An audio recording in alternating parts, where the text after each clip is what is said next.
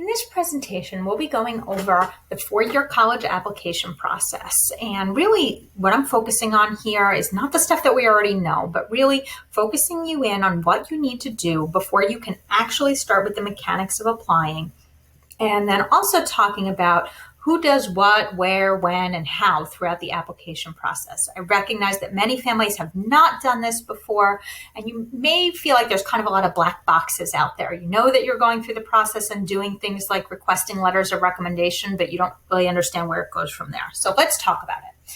Let's get started by talking about gathering info. This is really what you need to do before you get into the application process. And why? We've got a couple of goals here. One, we want to minimize the number of unique applications that you need to complete. And what I mean by that is that if it's not necessary for you to complete the common application, the coalition application, and 3 different school applications, then why are we doing that? Why are we doing all of that kind of work? What we want to do is we want to look at all of the schools that we're planning to apply to and figure out where there are commonalities amongst what's required so that we can do as little work as possible. So if we find out that almost all of our schools take the common application and there's one kind of school that's an outlier, perhaps Rutgers, then we're going to do the common application for all of the schools that accept it.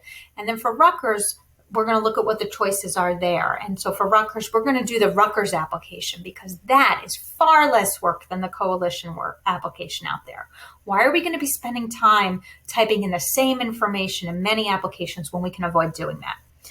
Along those lines, we want to minimize the number of unique essays that we need to write. So we know we're going to have kind of a main essay that we'll be able to use for most of our applications, whether it's on common application, coalition, the Rutgers application, you can use that same essay there as well.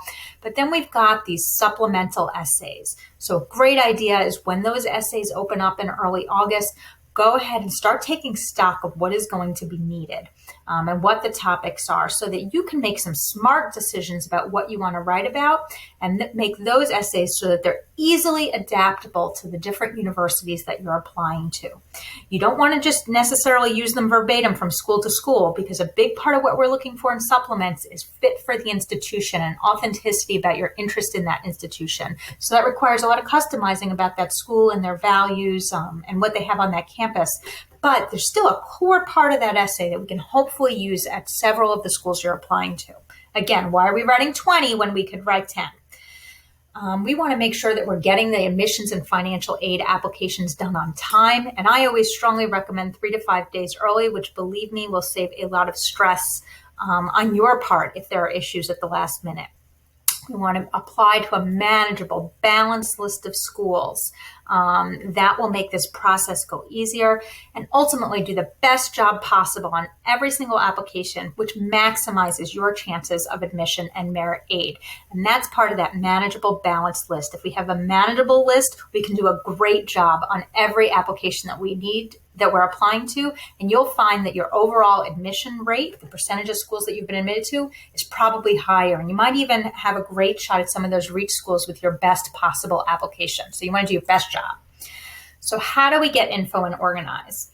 Well, what we're going to do is we're going to go to each college's undergraduate admissions website, and we're going to look for info for first-year students. And what you're looking for is you're looking for some type of a checklist, ideally. That's really the best way to find everything. And then you're going to take the information that you gather from there, and you're going to figure out some way to organize it. You can use my college application tracker. It's linked here, and it's also students in your My Drive section right on your SCOIR profile, so you can link it right from there. When I click on this, what it does is it prompts me to save that Google Sheet right to my own Google Drive, and then you can customize it so that it has whatever fields and rows are, work for you, whatever is necessary for you. So when I say I'm talking about a checklist, what I'm talking about is something like this. This is Rutgers. I apply here. It's got a list of required credentials, and I'm a first-year student. And here's the list of things that I need to do to apply to Rutgers. So this is where it's going to tell me what I need to do about SATs. Oh, it's test optional. And if I'm sending them, I have to send them directly from the testing agency. They don't take on official scores, so that's important to know. Letters of recommendation, they're not used at all in the process. this is the type of information you're looking for at the different schools. So this is UDEL, a little bit different layout, but again, they've got a checklist. It tells me here I can do the common application or the coalition. So, what I'm going to do might depend on some other factors. I need to do a SRAR, a self-reported academic record. You notice transcripts not here. That's because UDEL doesn't require a transcript. And so this is what they require. They're going to let me know they require a school counselor letter, and they'll consider additional letters, but they're not required. And then if I get in, then I have to send them an official final high school transcript. So that's the type of information you're looking for at each of these schools, these sites. So here's kind of an overview of what I've got here, of the things that you should be looking for. So you want to be looking for deadline options and dates. So can you apply early decision? Do they have early action? Is it restricted early action? Are there special scholarship deadlines? What do they require? And what are the deadline options? And jot down the things that you think might pertain to you. Then we've got what type of applications. We saw UDEL took the common and the coalition. If we looked further on that Rutgers site, we would have seen that they take coalition or their own application. There are a bunch of schools out there that take only the common. There's lots that take the common and their own application. So there's different permutations. So jot down what the options are here so we can make smart decisions about doing as few applications as possible and spending as much time as possible on the essays and as little time as possible typing in things like our name and address and parents' names. We don't want to spend too much time on that. Then we've got test scores. They're required or optional for the school. And make sure you're looking for class of 2022. That's you're entering in the fall of 2022. That's what you're looking for. And you're looking for, then you'd be the college graduating class of 2026. So that's the data that you're looking for. And then if they're requiring them or if you're choosing to submit them, how do the school want them? We saw Rutgers says official scores. Other schools, UDEL, they allow you to, I believe, self-report your scores. So there are some schools that allow you to do that. And if you're self-reporting them, that's information that you're either putting in on their application or sometimes they'll have you put it in their portal after you apply. So it depends upon the school. So you want to note that down. Then transcript or self-reported grades. So we just saw two schools that are actually self-reported grades. And if we had actually read all that info, both of those schools would have said that you needed to self-report them using the SRAR, S-R-A-R, which is one site that is used by probably about 6 to 10 schools or so. A bunch of our popular schools all use that same SRAR site, so that's a common one, but not all schools use that. Some schools will have you self-report them in the common application. Some schools like Temple have a homegrown system on their site. A bunch of the Florida publics use something called the SSAR, which is really similar to the SRAR, SRAR, but the two of them don't talk to each other, so you might need to put your grades in multiple times. You want to note this stuff. You want to know where your official transcript actually has to go, which is actually a lot of schools that you're applying to will want that actual official transcript, but not all. And then also look for any deadlines for submitting that stuff too. Recommendations, do they accept them at all? Rutgers, they said no, right? UDEL said they need a counselor one at least. And then they'll look at whatever else you submit as well. So how many, from whom? Some schools like MIT, they require humanities and they require a STEM. So make sure you're looking for that type of thing. Is there an essay required? If you're the Common App, probably using the main Common App essay, but there are some exceptions like Pitt, who has several shorter answers that they want you to submit. They're optional, which really means write them. How many essays are required? What topics? Financial aid forms. Does the school use the FAFSA? That's probably a yes. That's almost always a yes, at least for U.S. citizens and permanent residents. Do they also require the CSS profile in order to be considered for aid? Need-based aid, merit-based aid? What's the deadline for applying for financial aid? Know that at some schools that varies by how you're applying to the university. So for instance, if you're applying to Drexel Early Decision, your deadline for submitting that FAFSA and the CSS profile is in November. Whereas if you're applying regular decision, that deadline is much later. So you want to make sure you're meeting the deadline for how you're applying. Do they have a separate application for scholarship? How do you get it? When's the deadline? Look for that. Also, if you're applying to any special programs at a university, make sure there's not any kind of special process. So audition folks, portfolio folks, I'm talking to you. There's more you need to do in the process, and you need to keep track of what those requirements are, how you're submitting it, when you're submitting it, if there are special deadlines for the program that you're applying to. Nursing folks, lots of early deadlines for nursing, lots of early deadlines for students applying to combined programs in PT or OT. You might see early deadlines there. Students applying to BSMD programs, different deadlines. They also might require additional letters of recommendation and may want you to submit them differently. So like BU, they have, I believe it's November 1st or December 1st deadline for the BSMD program. You've got to submit 3 letters of rec. They need to be submitted to this special email address only for the BSMD program, and that's separate from your application to the university. So you got to keep track of all of that stuff, especially if you're applying to special programs, as I said. So before we go any further, now let's get down to the bare bit of info that we need to go to start these applications. Which application type are we using for which school, and how are we applying to each school? Early decision, restricted early action, etc. In doing this, you have to remember that the Common App has a limit of 20 applications. So if you've got a long list for whatever reason that you're planning to apply to, Common App only takes 20. There are some schools that only take the Common App. So if you are not planning to apply to some of those schools until later in the process, and you hit submit 20 applications before you get to those schools, that's it, the end. You can't apply to those schools. So you've got to chart it out ahead of time so that perhaps for some of those schools, you might need to use the coalition or a school-specific application so you have enough room on the Common App. For those of you applying to Rutgers, which is going to be about half of you, I will tell you the Rutgers application is much easier than the coalition application. I personally find the coalition application super time consuming. I find the common application more straightforward. The layout is easier. You can see more things up front. And if you're only applying to one school that, really is going to force you into the coalition application and there's another alternative, take it. The Rutgers application will take you far less time. The only school right now that only takes the coalition application is the University of Washington. All right, so then we're going to go ahead and get started. So there's some things that you can go ahead and do now. There's nothing new on this screen to you. These are common one-time tasks you can do now. Add the schools to your applying list in SCOIR. Do your brag sheet, your activity sheet. Those are both necessary in order for the counselor to write their letter of recommendation. Get those 2 teacher requests into SCOIR. No one is writing a letter for you unless they're in there, so get that in there. Have your parent or guardian do that parent point of view, also needed for the counselor letter. And finally, you can send that link, that teacher to counselor feedback form link, to 2 teachers if you didn't do that back during the spring. So those are some things that you can do now. Nothing new on this screen. There are a couple of things that you're going to have to do for the first time in the fall. And don't worry, we are going to go over them again in the fall, but just know they're coming. 1, review your transcript for accuracy. If you downloaded a copy at the end of the school year, use that one. Go ahead and review it. Make sure that it's accurate. And make sure that if you've taken anything outside of school, that it is on there. So take a look at that. Parents or guardians, you will need to complete a transcript release permission form.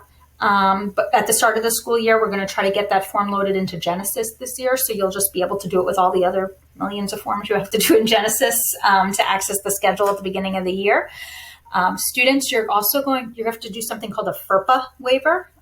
You'll do that in the Common App, but it also needs to be done in SCOIR. And we're going to do that in senior groups in September. What we're really encouraging you to do is to waive your rights to access the letters of recommendation. Whenever it comes up, we encourage you to waive. And that is because the reality is that teachers are not going to agree to write letters of recommendation for you if they can't write a positive one. Nobody's got an extra hour or 2 in their life to try to torpedo a kid's chances at college admission. So they're going to tell you, you know what, I don't think I'm the best person to write for you. So that means that those that are writing for you, they're saying great things about you. So we really encourage you to waive that right, which is what colleges prefer to see as well. Now, who sends what, how, and when? Okay, before applying, what do you got to do as a student?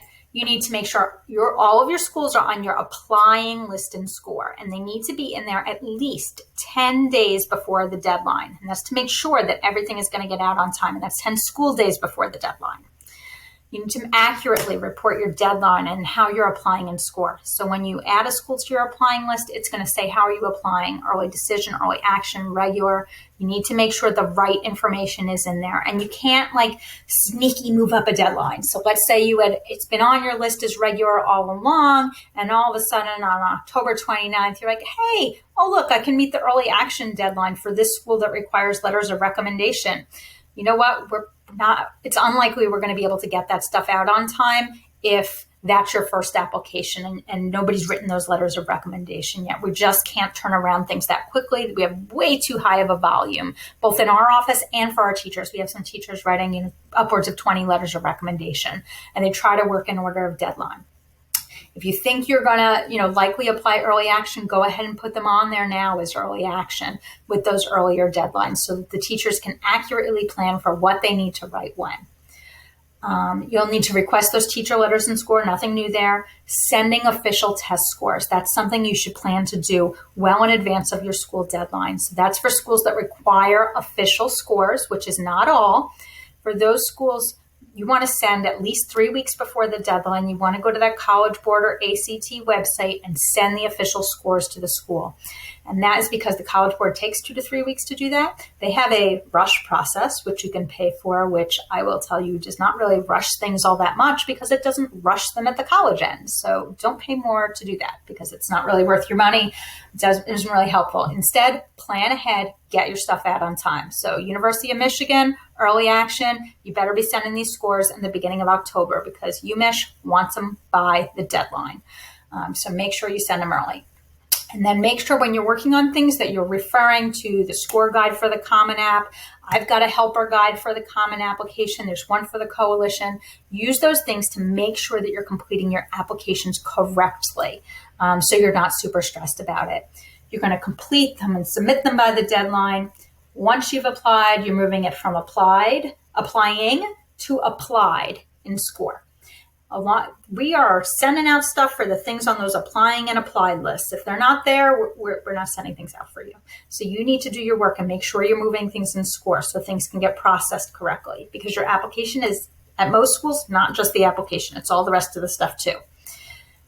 If you are applying early decision, you are going to need to complete an early decision agreement in SCOIR. And there's a separate video that walks you through exactly what you need to do in both the Common App and in SCOIR to get that done.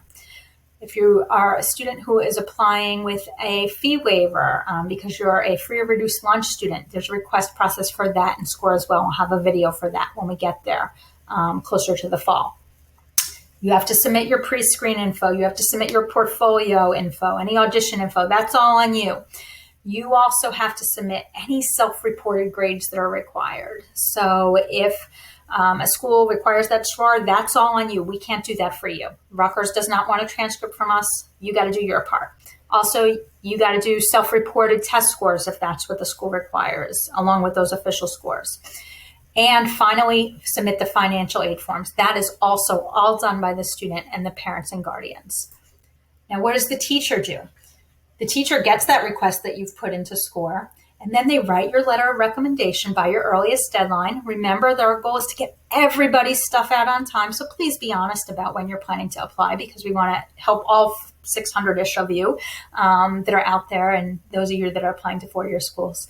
When they're done with that letter, they're going to get ahead and upload it to SCOIR. You'll be able to see within the application documents screen, right now, you can see that you made the request of them.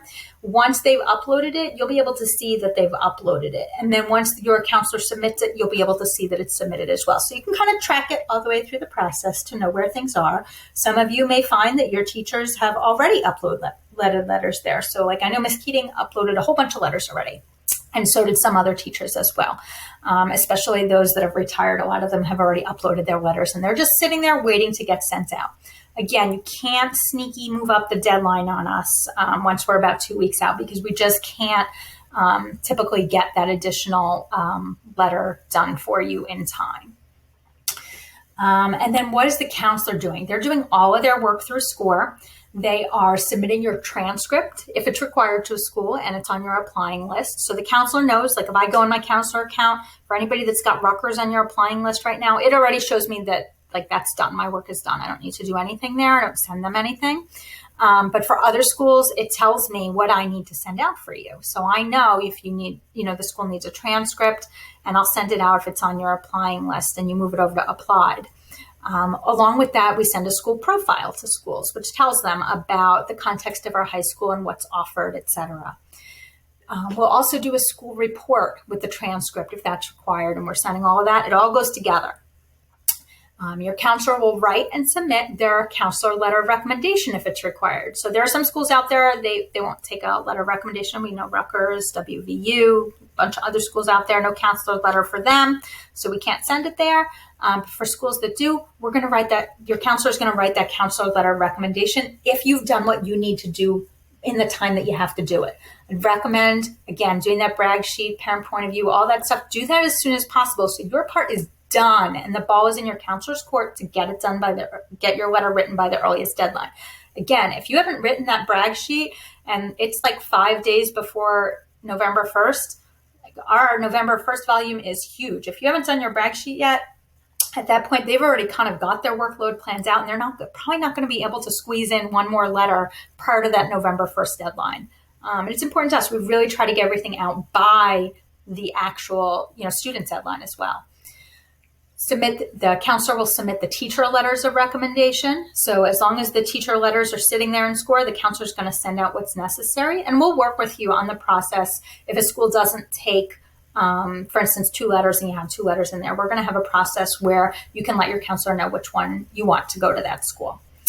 The counselor signs and submits the early decision agreement for those that have completed ED agreements, and also fee waivers. And then once everything has gone out the door, our goal, as I said, is to get everything out by the deadline, which for most schools is really a student deadline, and there's a little bit of flex after, but we still try to get everything out the door by that actual deadline. Even if the school is flexible, we still try to get it out. What do you need to do? You need to start checking that email that you used on your application, which is a student email, not your school email, usually like your personal email address. Start checking it regularly. You'll probably get something from them not far after you applied, thanking you for applying. It's going to usually give you some type of portal information that you're going to access so that you can check your application status and provide updates. So, at some schools you might change your test optional status after you apply, or you might need to upload something to them. That's all going to happen in their portal. But you want to check that site and check your application status on that school website about 1 to 2 weeks after applying. And keep doing that until you see that everything is marked off there as received. Some schools are going to send you a boatload of emails, and some of them are not going to send you very many. And it's your responsibility to log in and check that status. To make sure that they have your SRAR, that they have your transcript, your letters of recommendation, et cetera. And then if they don't have it, and we've kind of reached that 2 weeks out, then you want to go ahead and check with your counselor, follow up, make sure that things happened. Go ahead and look in the application documents screen and see what's gone out. Look in SCOIR also. If you click on the name of the school, you'll be able to see like on the tile of the school, you'll be able to see what has gone out for that school and track when it went as well. So there's some ways that you can do some work on your own, but you can also absolutely check with your counselor, and we'll check on it. So you want to make sure that you're doing those things after you apply. So what are my tips for getting through this? I'm back there on that manageable, well-constructed list again, because the longer the list, the more it skitters out of control. Use your time this summer to get ahead where you can. That doesn't necessarily mean you have to hit submit on an application. I actually don't encourage students to submit applications until we get into later in September and you've made any possible schedule changes, etc. But use your summer to work on those essays, to get portions of your application done, to get all these one-time tasks off of your plate. Get that stuff done now. Follow our directions. Please do not try to go this alone. Do not follow the process for older siblings. It is completely different this year. I've rewritten everything because we're using SCOIR. Do not follow their directions. Follow our directions. If you don't know and you're not sure and you need help, ask. There's almost 600 of you. We are not mind readers. We'll be back in the building. We'll be doing things like groups. Individual appointments are available, but you've got to show up. You've got to come to groups. You've got to ask questions if you have them. There are a lot of students I meet with a lot of times, and there's some students I don't meet with at all. And at the end, they say, hey, no one helped. And often that's because, and I'll say, like, I never even heard from this student. I never even got an email from them. We want to help you. We want to support you. So make sure that you are reaching out so we can do that. And good luck. You'll find that if you follow a lot of these tips and you really work with us through the process, it can be a pleasant process despite what you may have heard. All right. Hope that helps.